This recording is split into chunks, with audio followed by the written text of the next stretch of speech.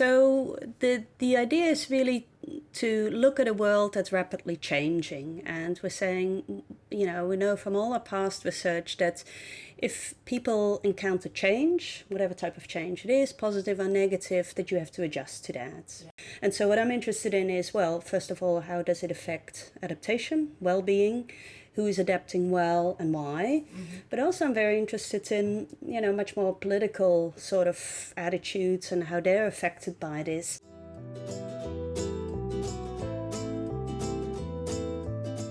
What I'm trying to do is not just to get people with the best CVs, but the people who are aligned with where I want to take this project and have good ideas, creative ideas about where to take it, but also people that I know will be good for the group, right? Who will just want to work with me on mentoring PhD students, on making sure that everyone feels happy in the group.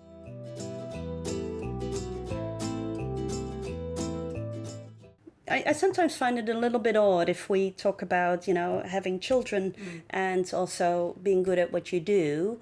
There's still this implicit understanding that we need to be available for our work 60, 70 hours a week, which I think is a problem, right? It is better to just be there for 40 hours, be there completely, and then also to just sort of, in the evenings and in the weekends try and to switch off, and so it's and I guess that's maybe what I'm trying to tell people is don't work yourself to death here, really.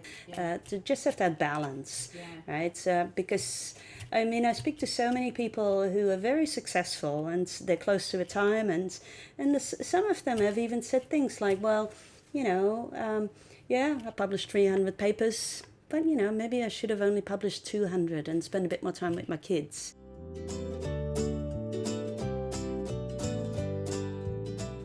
I think the most successful people are actually not the ones who talk a lot, but the ones who listen really well, I think, or just the people who seem to have worked it out, what the dynamics are, what motivates people, why are they asking me for this, and then can also sort of respond in a way. The listening is probably also a way of, making things a bit more democratic, of listening to everyone before you go ahead with a particular decision, making sure that everyone is on board.